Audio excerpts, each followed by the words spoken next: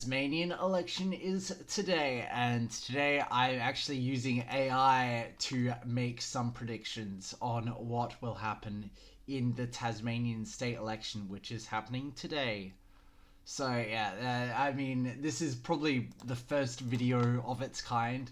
Not even American election predictions were thinking about using AI, mainly because AI is actually not that good. Apparently, like mostly, I'm not sure. It might be 100% right. It might be really off the ball. It might be really on the ball. It might just be copying the media.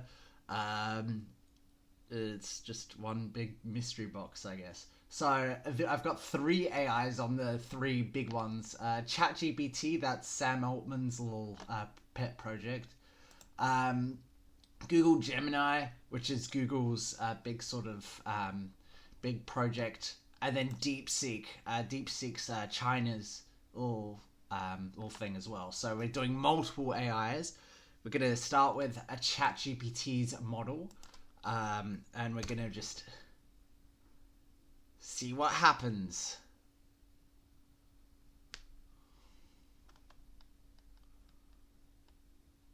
Okay, so this one's got a pretty strong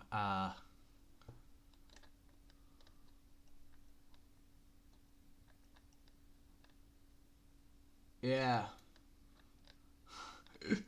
I'm gonna cut this and just and put it on the map. I'll do that. Hey, this one actually gives the Liberals a very strong take into government. They've given 3 seats to Liberals in most seats, which translates to this, which is really big for the Liberals.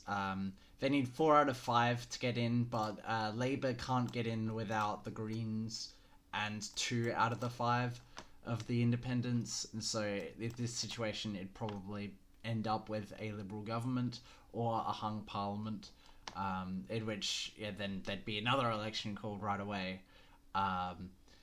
And so there'd probably be much more of an issue.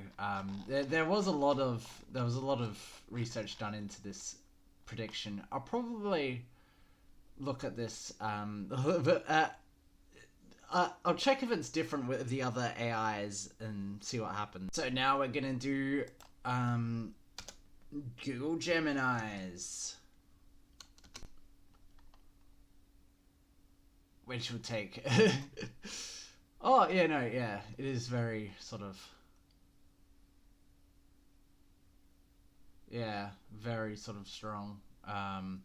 Yeah, is oh wow, I didn't know that. I mean, it's probably not. There's probably very few sources, but you know, could be very strong. Yeah, and now they've got okay. I'll probably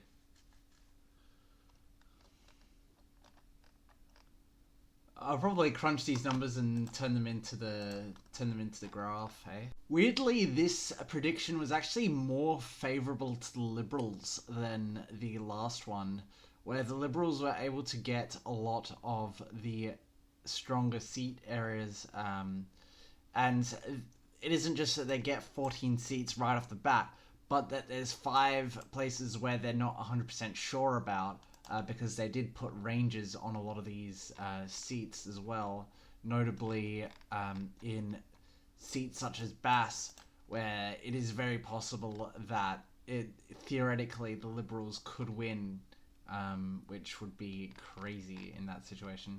And if they, for example, winning Bass for the Liberals would give them out of a few, and then the rest of them goes independent, for example. So minor party wins 1 to 2 seats, independents in Baden. If that goes to like the Nationals, that's what they might be looking at. The minor party, the Nationals might actually win a seat. Then that brings them up to 16 in Braddon. Then they get an extra. Then the independents.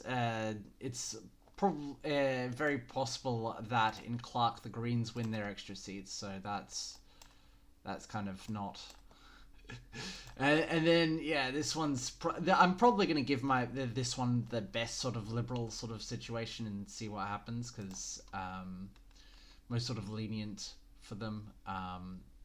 Franklin again, very possible for a independent there to then give an extra chance for that one. And then in Lyons, it is very likely that... Oh, yeah, no, Lyons has a national, don't they? And yeah, that's 2 nationals, 15 liberals. That's 17 seats, which means they only need 1 independent to run government. And that would probably be... Yeah, Liberal National Coalition would probably be a very strong situation in that government where they only need 1 independent's approval.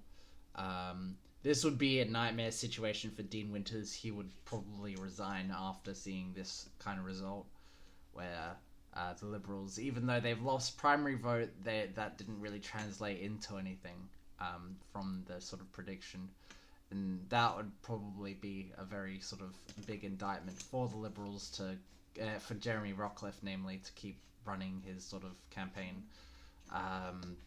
And now the last one is going to be DeepSeek. DeepSeek probably has a few opinions on the situation. So let's do that one.